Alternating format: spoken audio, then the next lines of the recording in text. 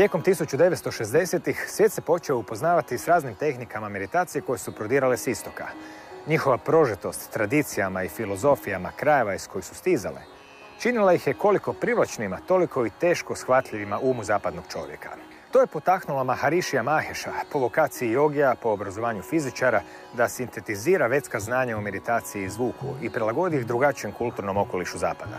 Novo nastalu tehniku nazvao je transcendentalna meditacija.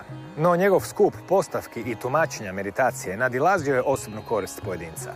Meditaciju je smatrao načinom da čovjek prodre do korijena zbilje i od tamo djeluje na nju, kako na okolnosti vlastitog života, tako i na događaje u svijetu izvan njega.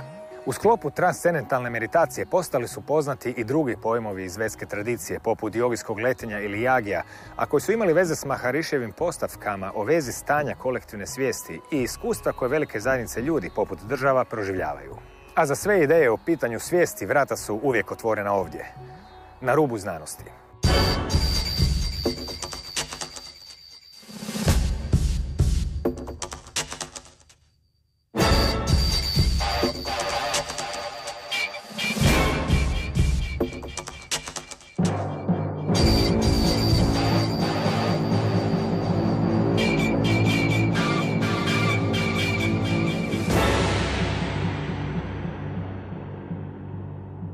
Dobro večer.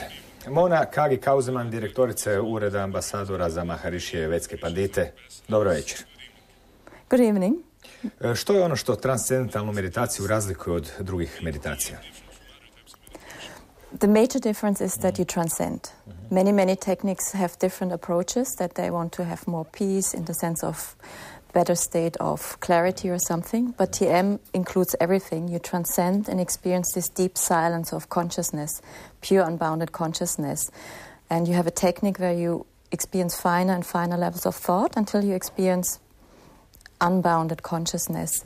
And that is a level of pure intelligence, pure creativity, pure silence. And then when you come out of the meditation, you take out these beautiful qualities, and you will see that your life improves on all levels. We have about 600 scientific research studies done on TM, which shows you your health improves, your mental state improves, more intelligence, your behavior improves. And what we will talk later is about world peace, that it has also a bigger effect on the whole world.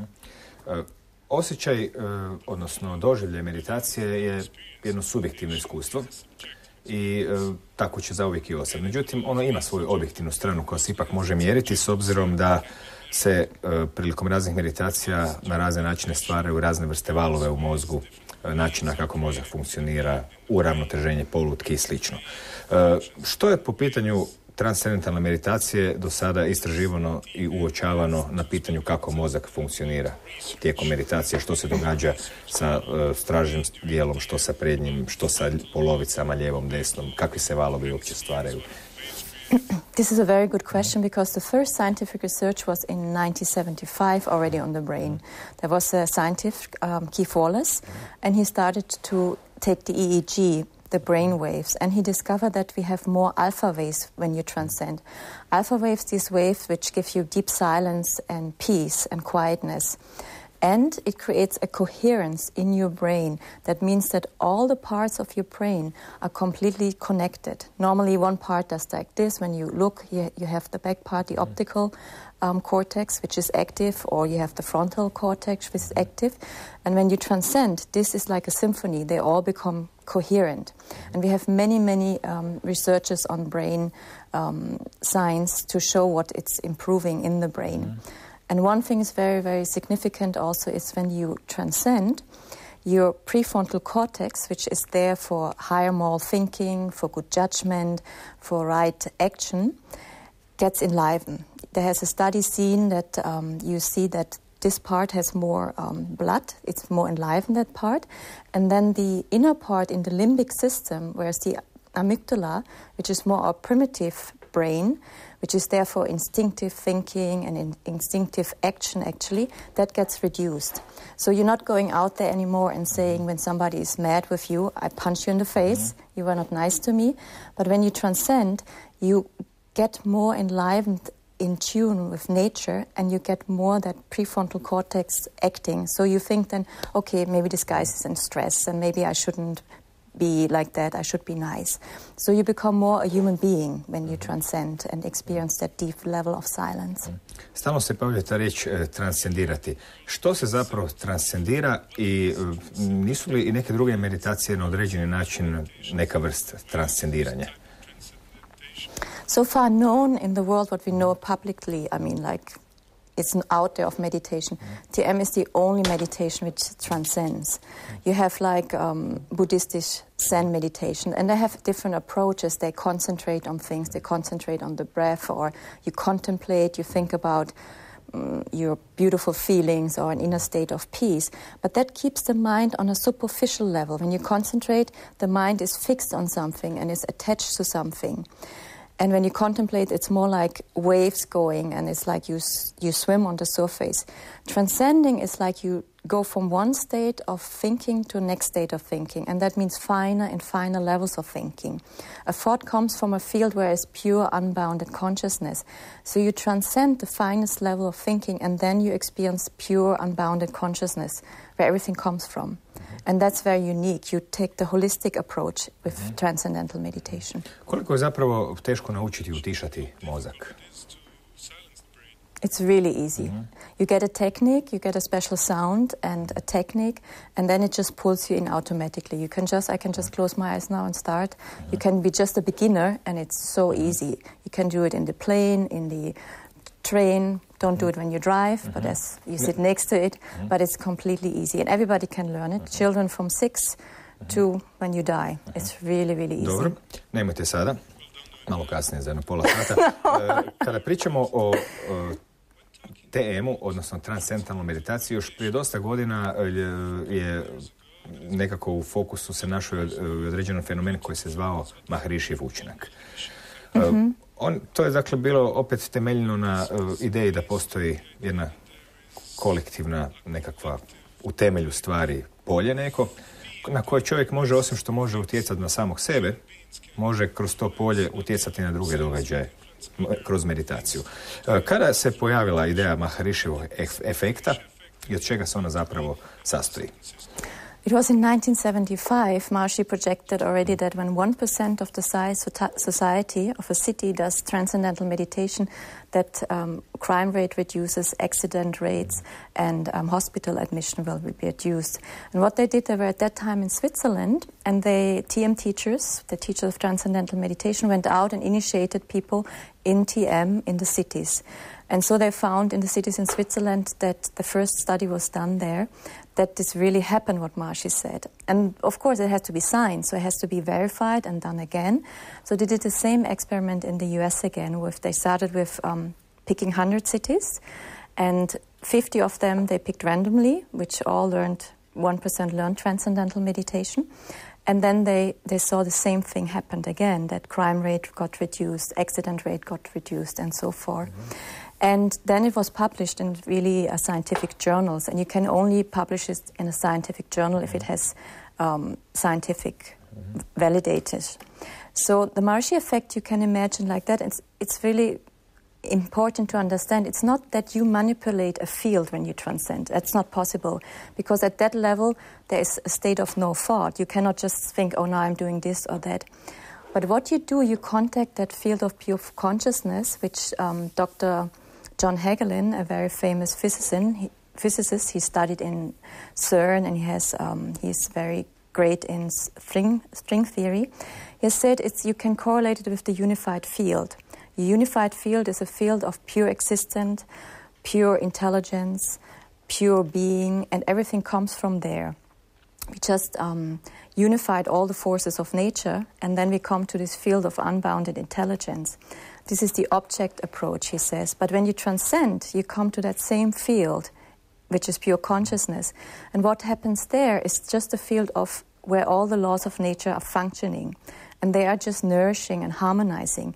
So when people contacting this field, their brain gets coherent, the brain waves gets harmonized, and they spread out this energy throughout the society. You know it yourself, when somebody sits next to you and he has stress and he doesn't feel well, you don't feel well. You feel like, ooh, what is this doing to me? But if somebody is really relaxed and laughing and joyful, you get also joyful. And that's the same. We just influence on that level the whole society, but not in the sense of you do it by force. It's just happening automatically while you transcend. Možete li nam opisati kako su rađeni ti eksperimenti? You mean the Eksperimenti o Maharishijevom učinku. There are many studies done, especially for world peace and for the society. Mislio sam konkretno ovi u gradovima, znači koliko po prilici ljudi meditiralo, koliko dugo, kako su se uopće mjerili učinci? Pomoću nekih statistika ili na koji način? So what they did, as I said, they had 100 cities they picked out, and of them 50 cities randomly started with transcendental meditation. So 1% started with transcendental meditation. And then they had like measurements, you have the police department, you have the stock market, you have economical trends. So then over a time, mainly it was like, 28 days? They just saw what happened during that time in that measurements. They had different measurements they take in consideration. And this scientific research was repeated. It was in 75, it was in 78, it was in 83. So they repeated it many, many times. So they could really see that it has significance. Dobro, vratit ćemo se tim pitanjima i nekim drugim. U međuvremenu pitanje svijesti i pitanje kolektivne svijesti nije novo. Mnogi su se bavili njime, od filozofa, znanstvenika, jogija. Ponekad je, radi boljeg uvida, korisno sve sabrati na jednom mjestu.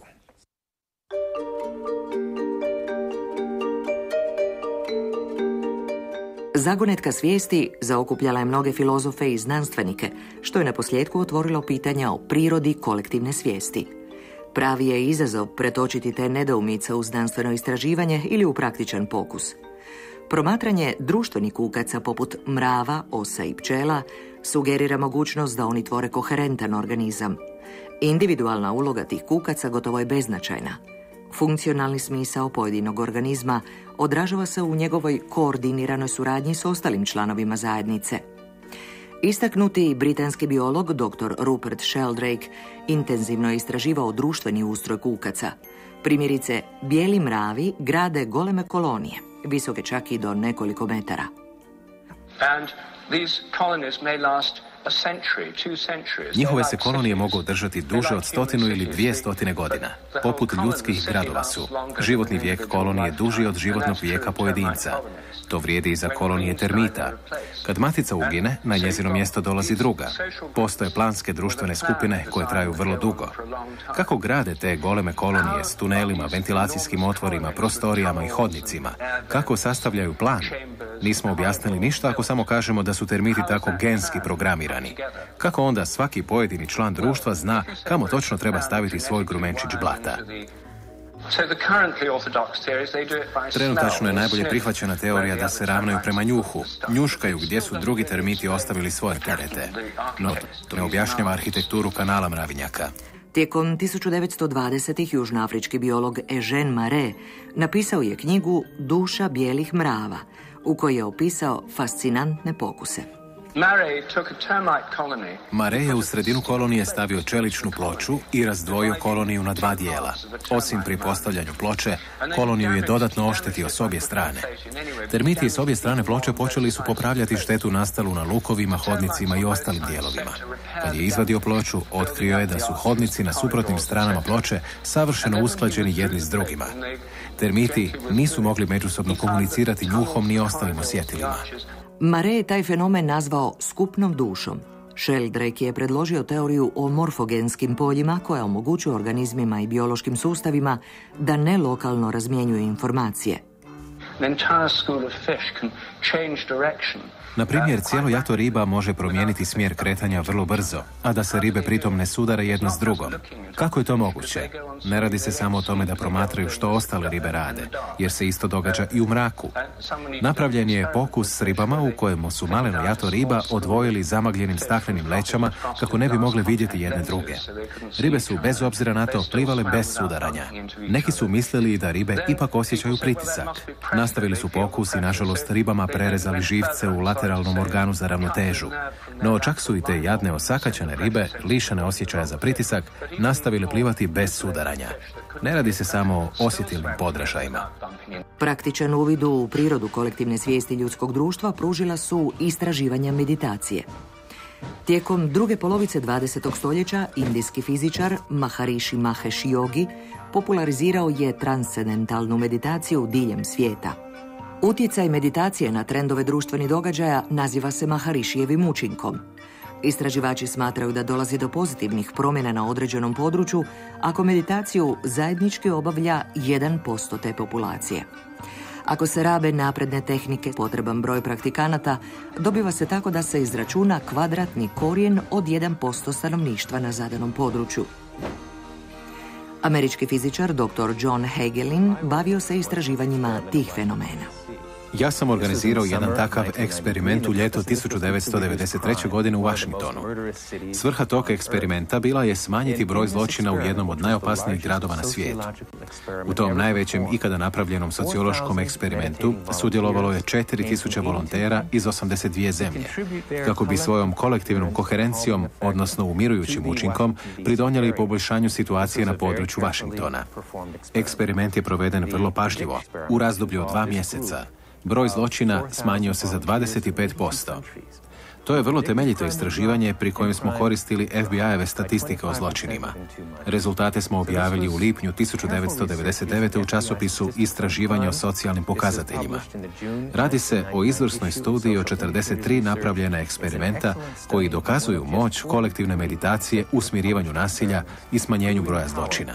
Pod kraj 1990-ih na PIR-u, odjelu za istraživanje tehničkih anomalija na sveučilištu Princeton, pokrenuti su pokusi iz kojih je naknadno proizašao projekt globalne svijesti.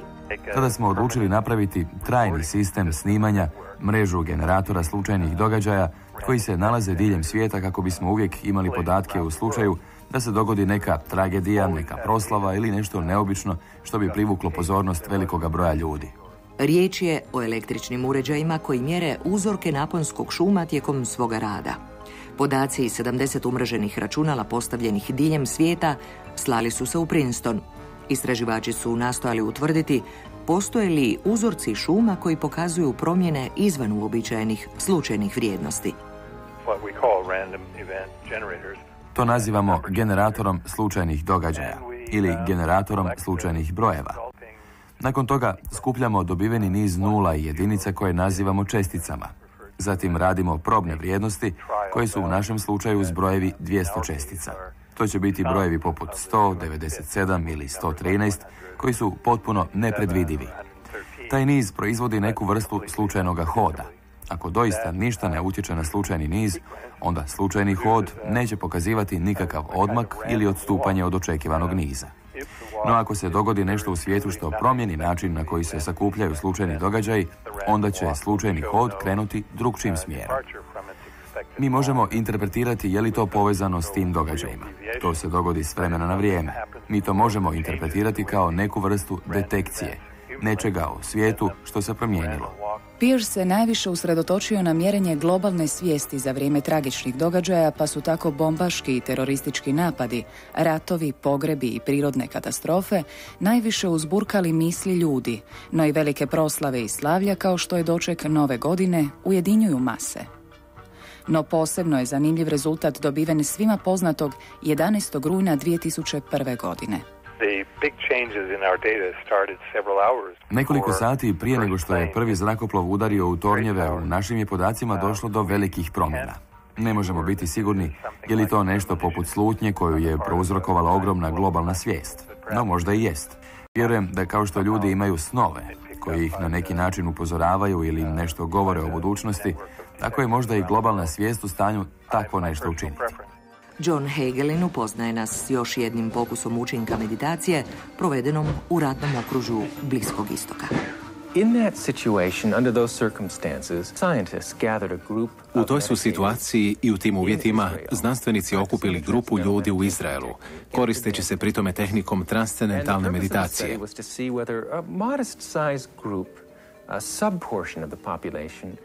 Svrha te studije bila je vidjeti hoće li i koliki utjecaj imati jedna mala grupa ljudi koja meditira na ratni sukob u susjednom Libanonu. Ova grafika, ako to možete vidjeti, zapravo pokazuje da je onim danima kada su meditacijske grupe bile najbrojnije i kada je umirujući utjecaj bio na maksimalnoj razini, došlo do znatnog poboljšanja situacije. Znatno je smanjen broj poginulih i ozlijeđenih osoba u ratnom sukobu, te je došlo do poboljšanja stanja među zaraćenim stranama. Kako bi zajedno meditirali, znanstvenici su 7 puta okupili grupu ljudi u blizini Bliskog istoka. U svih 7 eksperimentalnih intervencija ponovno je došlo do drastičnog smanjenja nasilja. Broj poginulih smanjen je za 80, a broj ranjenih za 78%. Napravljeni su znatni napori za uspostavljanje mira. Vjerojatnost da je ovo puka slučajnost ili neka statistička pogreška manja je od 1:10 milijuna. U sociološkoj se znanosti, pa čak i fizičkim znanostima, vrlo rijetko događa da se nešto može potvrditi s tolikom sigurnošću. To je možda najbolji ikad demonstrirani sociološki fenomen u povijesti sociološke znanosti.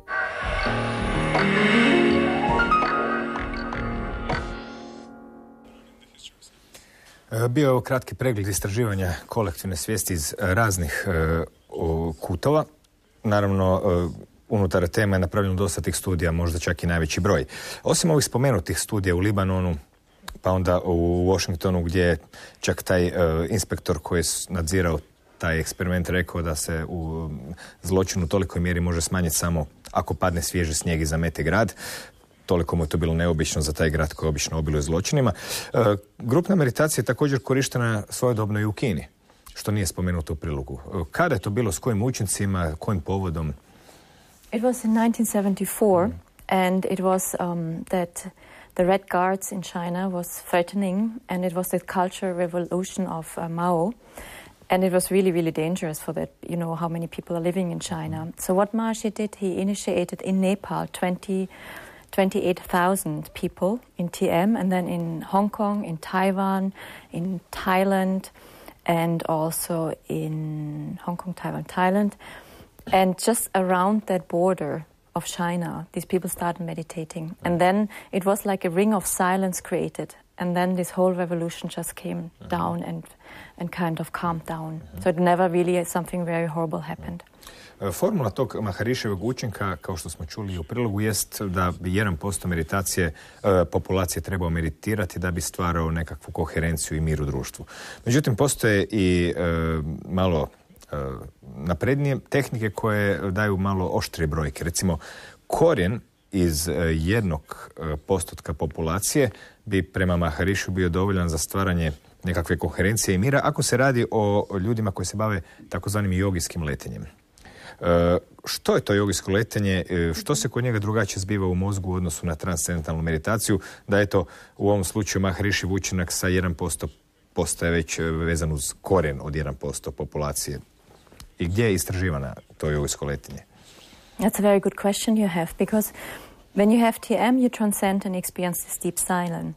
When you do the yogic flying and you do the city program before the advanced technique of the transcendental meditation program, what you do, you experience that silence and then you set an impulse and activity, the so-called sutras. Sutras are phrases which you think on this really fine level of awareness.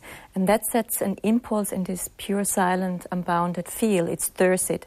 And then the silence spreads into activity. So it's much more powerful than TM.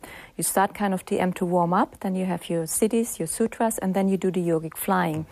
And the yogic flying is not there to fly through the air. It would be nice if you can fly I can fly tomorrow from Zagreb back to Holland, but that's not the purpose. The purpose is the moment you lift up, you get this impulse, the body lifts up, you get maximum EEG coherence in the brain. When you see during TM, there is coherence, but not that strong when you do the yogic flying. And there's like a peak. It goes up, you lift up, and then a peak in the EEG. And that spreads out the silence in activity. It's like a bursting out of silence in activity, a bursting out of harmony in activity.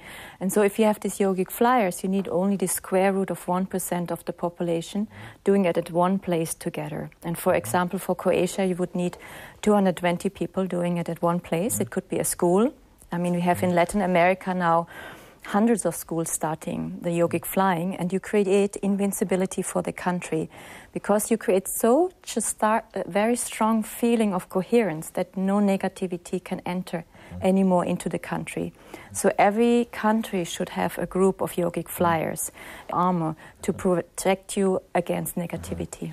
Jesu li sa jogijskim letačima također provođene slične studije i eksperimenti kao ovi sa meditacijom o kojima smo čuli?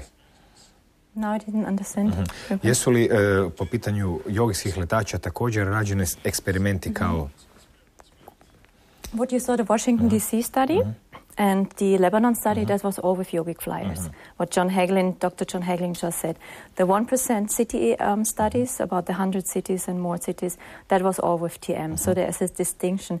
In total, we have about 50 demonstration projects and 23 studies done about the Maharishi effect, and it's called the extended Maharishi effect. That's when you have the yogic flyers. Koliko bi trebalo imati bilo meditaranata, bilo jogijskih letača za cijeli svijet? Što kaže matematika? 9,000 in one place. Ne zvuči baš puno. Riječ je o jogijskim letačima ili meditantima? Yogic flyers. Tu sad dolazimo do nekih sasvim drugih tema koje nas vode za početak do jednog, mogli bismo reći, zanimanja. Zanimanje je vedski pandit. No za početak, što su to uopće vede? Naravno, to je nešto što je UNESCO proglasio svjetskim nasljeđem, ali što to izvorno vede jesu, pa onda saznamo nakon toga što su vedski panditi. That's a very good question you have now, because we want 9,000 people at one place. We could have it in Croatia, we could have it in Germany, but it's very it's a high cost. In India, they're already trained experts for peace. They're called Maharishi Vedic Pandits, which do two things. They do yoga, which is the transcendental meditation, and the yogic flying, and they do another technology, which we'll talk later about it. Veda means total knowledge. Veda means knowledge of all the laws of nature. And Veda is inside us. We are pure Veda, pure knowledge. And Veda is everything which sustains and upholds the creation. It's a very deep level of knowledge. And everything, every branch of knowledge, every religion, everything comes from Veda. Veda means knowledge, from the word vid. And this Maharishi Vedic Pandit, or Vedic Pandit, is a scholar which learned that Vedic knowledge from his father or his teacher, and it's passed on. And what they do, they recite this Vedic text, Vedic mantras, which are really enlivening the laws of nature, positive laws of nature, which are only positive. And when they recite, they create an influence of peace and harmony in the society. And so these Vedic Pandits, they do the yogic flying, and they do the meditation, and they do the recitation of these Vedic texts on a very deep, silent level of consciousness.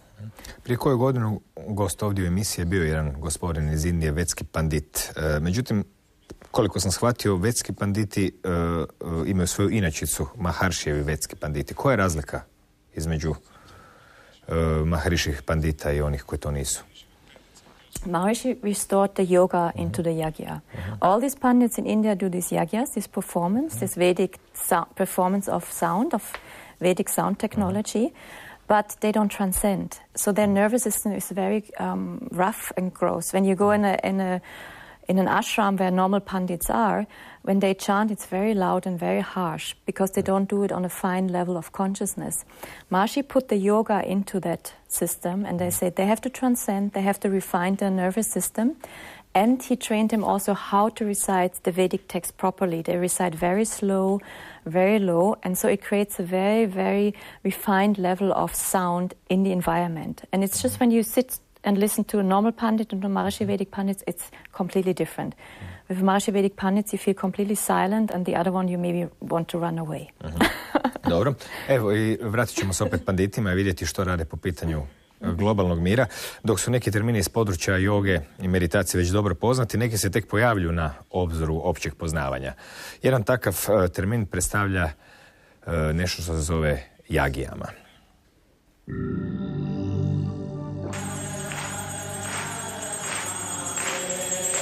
Džotiši je posebna grana vedske tradicije koju u tisućama godina rabe vedski panditi kroz posebne vrste recitacija, Riječ je o holističkom sustavu u kojem se nastoje spoznati ciklusi prirode i njihov utjecaj na individualnoj i kolektivnoj razini. Vede su najstariji poznati zapisi čovječanstva, ali oni potiču još i prije, znači oni su sadržani u zvuku, znači u vrijednosti recitacije i koljenima su se tako prenosili i pod zaštitom su UNESCO, znači recitacije Veda. I to su posebno školovani vedski panditi koji potječu iz obitelji vedskih pandita, to je jedna tradicija koji se školuju, a osnovna stvar kod svega toga je poznavanje Veda, tih zvukova u čemu se oni školuju, a druga važna stvar je da oni djeluju iz polja čiste svijesti. Ideja suštinska prenošenja Veda je, pošto je sve u vrijednosti zvuka, vibracije, kako ćete zvuk na papiru zapisati? Mi možemo samo onda izgovoriti to slovo ili riječ, jel? Međutim, ukupna vibrantna vrijednost tog zvuka, onih 100% vrijednosti, su samo u direktnom vibratornom prenošenju. Drugim riječima, Veda se oživljava, pošto je onako prisutna u svakom pojedincu, kroz školovanje, usmeno, oralno školovanje, jel? Znači kroz recitaciju, se oživljava vrijednost te vibracije u vedskim panditima ili vedskim inženjerima. Vedski panditi kod analize okolnosti i događaja rabe korektivne mjere, takozvane jagje. Ovisno o problemu pojedinca ili države, u tom procesu može sudjelovati i cijela skupina vedskih majstora, pa se ta tehnika naziva i vedskim inženjeringom. Sve oko nas je zvuk, sve oko nas je vibracija. Čitav univerzum je vibracija u stvari, ne? I ta vibracija ima nekakav prirodni slijed. I tim vibracijama, tim očitovanjem, prva vibracija koja nastaje u početku stvaranja nečega, ta prva vibracija određuje sljedeću vibraciju. I to ide u nekom slijedu, po zakonima prirode.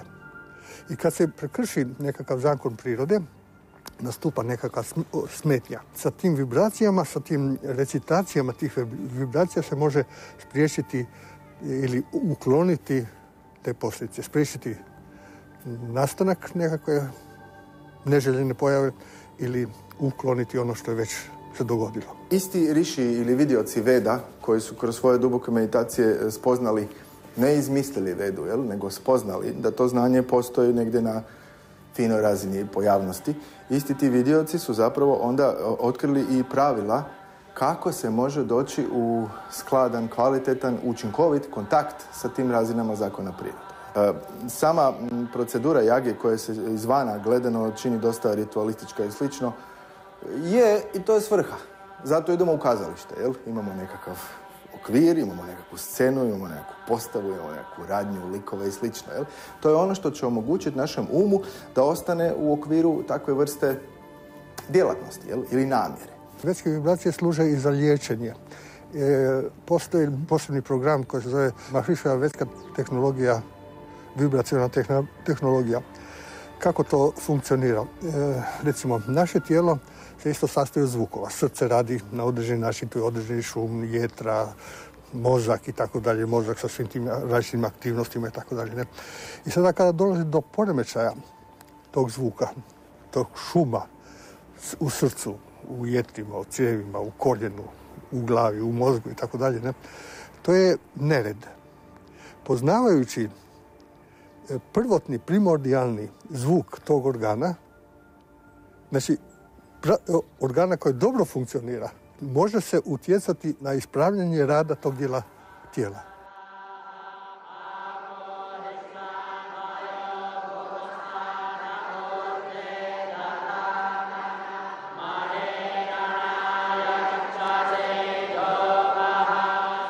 Iz tog polja nastaje neka misao, neka vibracija nastaje. I ta vibracija onda slijedi. Pretvara se u misao, pretvara se u konkretnu misao, pretvara se u materiju. Iz početka to izgleda sasvim nematerijalno, misao, osjećaj i tako dalje, ali sve što mislimo, sve što osjećamo pretvara se u naše tijelo. Ako smo ljuti, ako smo agresivni, naše tijelo postaje agresivno, ljuto i tako dalje, to je jedno drugim povezano. Dakle, poznavajući te zakone, slijedne zakone očitovanja, može se mijenjati ustrojstvo materije. Ako uzmemo jedan zvuk, imamo jedan ton. Ako uzmemo 2-3 zvuka, imamo akord. Ako dobar kompozitor sklopi puno zvukova kroz akorde, kroz tempo, kroz melodiju i ostalo, imamo simfoniju. Znači, ako na taj način, na razini zvuka promatramo cijeli svoj život i sebe, onda vidimo da, naravno, da nekakva vrijednost zvuka može doprinijeti ukupnoj mojoj vrijednosti zvuka koju ja proizvodim u osobnom životu. Jel? Znači, naravno, to nisu ovi zvuci na površini, jer da jesu, onda bi svako sa zvukom već mijenjao što god može. Kao što gledamo u filmovima, jel? Neko nešto kaže i to se odmah stvori. I to je ta ideja. Ali da bi to funkcioniralo, onaj ko nešto kaže, onaj ko zatitra taj zvuk, mora biti na razini neograničene energije. To je ono kad se isto kaže u znanstvenim krugovima da cijeli svemir učestvuje u nastanku svakog pojedinog dijelića. Zlatko je istaknuo primjere uporabe nacionalnih jagiji protiv elementarnih nepogoda u Sjedinjenim Državama.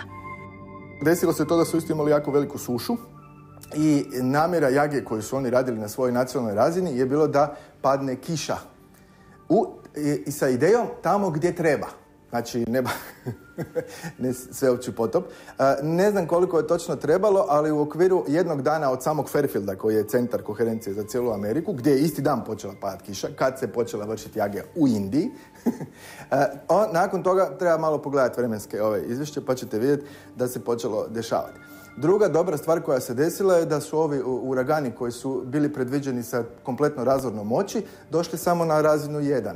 Drugim riječima, jesu napravili nešto, ali minimalnu zapravo štetu i glavna područja koja su bila u mogućnosti biti teško razorena ili pogođena su kompletno pošteđena. Ideja jagije je znači vrlo velika preciznost u samom, ajmo reći, ovom izvanjskom izvođenju, ali suštinska vrijednost je da svjesnost izvoditelja jagije mora doći do apsolutne razine. Apsolutna razina znači sve prožimajuća, svemogućna, sveznajuća razina prirodnog zakona.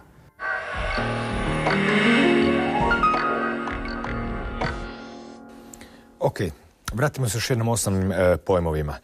Ponešto smo sad i čuli kako jagije zvuče. Što jagije zapravo predstavljaju i gdje je danas centar provođenja i zapravo izvođenja jagije? So Yagya is a sound technology. I hope I understand your question correctly, but correct me otherwise. It's a sound technology, and Dr. John Hagelin as physician can explain it much better than I can, but when you look at the unified field, string theory, it's like a rubber band and it's vibrating. So everything is vibration, everything is sound. If you want to create from one molecule to another molecule, you just add another sound and you get another molecule, another vibration. The whole universe is like a symphony. So the Vedic Pandits actually used that sound technology. They chant on this real fine level of awareness. And then they can transform anything into anything. And what they do is like they do yagyas to promote success and avert danger. You have different kind of yagyas. You have yagyas for peace. You have yagyas for the financial situation in a country. You have also personal yagyas for your own well-being, for your health. And I'm especially dealing with the National Yagya program, where the country has yagyas to avert negativity in their country and promote positivity. Drugim riječima, jagije se ovog trenutka ili sutra ili presutra izvode i za razne zemlje. Čuli smo u prilogu da su se neke jagije izvodile za Ameriku. Jesu li se izvodile i za Nizozemsku, otkud vi stižete, ili za Hrvatsku? Absolutely. For Croatia, for example, we had in the last 3 years 79 yagyas for different causes. One was for morality of the society.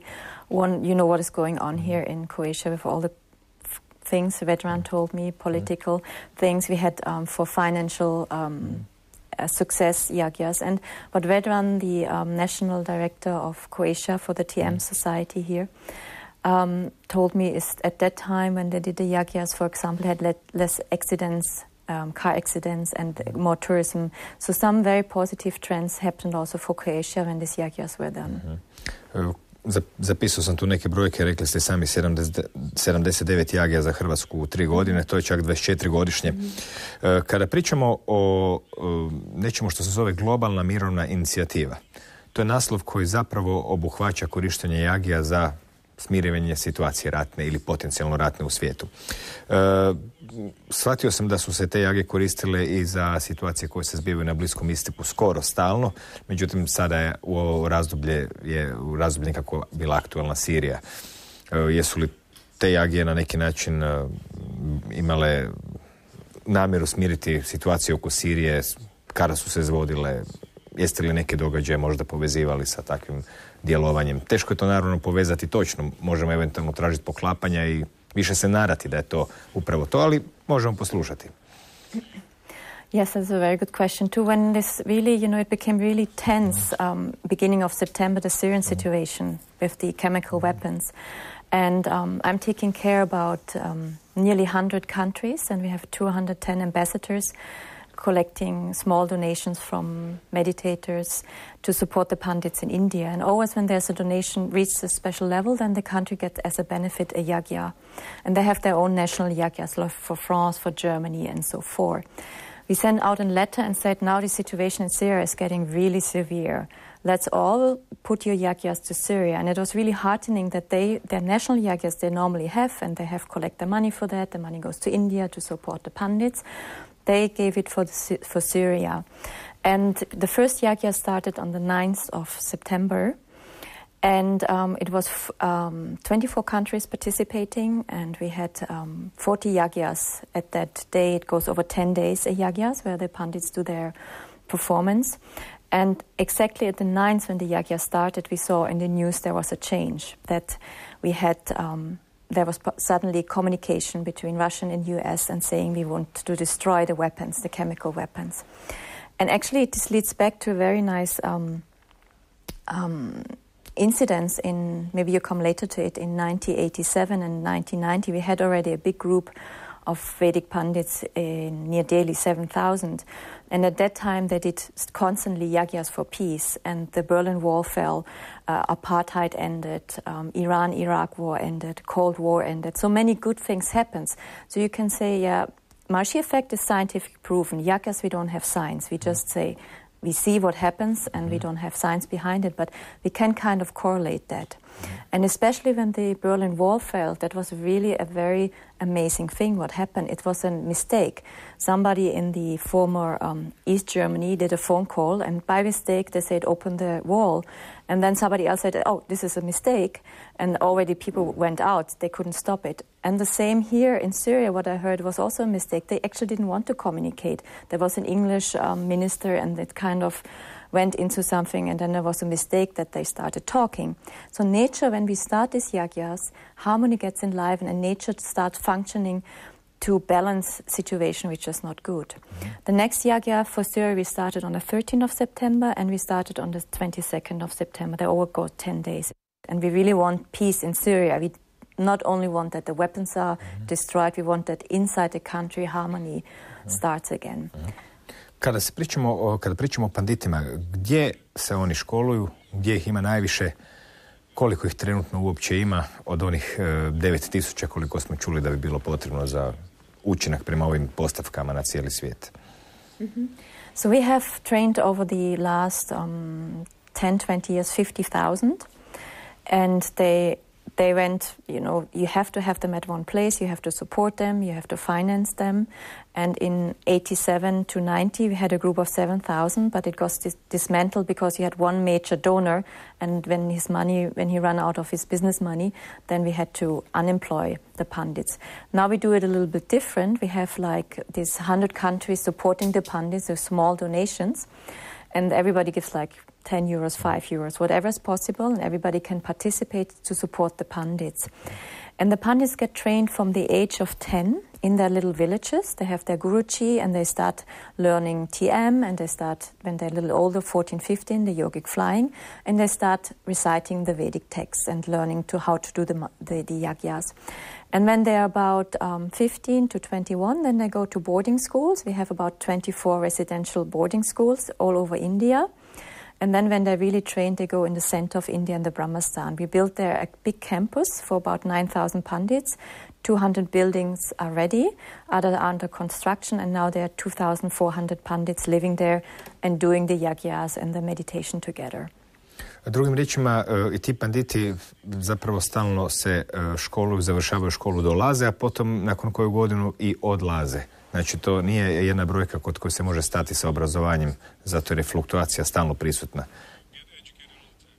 Yes, you have to have, if to have 9,000 Vedic Pandits, you have to have 30,000 in training, so 3 per Pandit.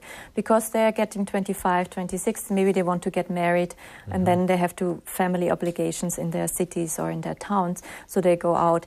But they're well trained, they're the best trained Pandits in India, and they get even a master degree from Maharishi Vedic University. And their education, they're highly recognized. So even if they go out in their villages, they're highly recognized. But we constantly have to feed the 9,000 group, and because we need that permanent group there. Što se sve računa u, kako bismo rekli, troškove jednog pandita? Što je zapravo, koliko u stvari potrebno novca i za što se on troši? So, and that's the unique thing, because to support one Pandit in the Brahmastan of India, it costs only $250. And it includes housing, clothes, food, and also a little stipend they have to send to their parents. And so they get really well dressed. You see them always very clean and neat. They live in Vedic architecture buildings, in Vastu buildings, and they have organic food, and so they get looked after well. They have their teacher there to train them. And when you want to support the Pandits in the village, the little ones, it's $12. And to support the Pandits in the residential areas or residence school, it's $120 to support them. So it's not much, and that's why we can build up this large peace-creating group in India. They're experts in yagya and yoga, and it's for us cost inexpensive. Kad je nastalo to što se danas naziva globalna mirovna inicijativa unutar, znači, unutar te organizacije posvećene transcendentalnoj meditaciji? Maharishi wanted it when he started TM. He knew he wants to, he came out of the Himalayas and he said, I want to renew the world and I want to eradicate suffering from the world. I want to bring peace and love. And when in 1975 he found out that it's only needed 1% of the population doing TM and then later the square root of 1%, then for him it was clear, I just focus on the whole society and create these groups. We had many groups somewhere, but they dismantled because of lack of finance. And this group in India, he wanted since many, many years, in 30, 40 years already, and he worked on that. But then we bought this land in the Brahmastan of India. It's 730 hectares there. We started building in 1999, building the buildings. And they got more or less completed, not all of them, but for 2,000 Pandits in 2006, they could move in. So his vision was always, and just before he left he died in 2008, he said his last wish was to get really this group of Maharishi Vedic Pandits established there in the Brahmastan of India and create heaven on earth through that. Toliko za večeras. Hvala vam na gostovanju i do neke sljedeće prilike. Thank you so much. Napravite koju jagiju iz emisiju na Rubu Znanosti kad bude praznog prostora. I will do that. And thank you so much. And if somebody's interested in transcendental meditation to learn it, we have a center here in Zagreb, and they just can go transcendental meditation and they can learn meditation there for their own well-being. Toliko. Okay? Thank you. Good night. Tako, hvala vam na pažnju. U perspektivi svijeta povezanog sinkronicitetno i ulaskom u ona područja koja se nalaze izvan naizgledne uzročno-posljedične prostorne i vremenske zaratosti, možda se pojavljuju i sasvim neočekivane mogućnosti djelovanja, a svakako se pojavljaju još puteva koje se može ili treba čak istražiti i trasirati. Za danas još samo laku noć.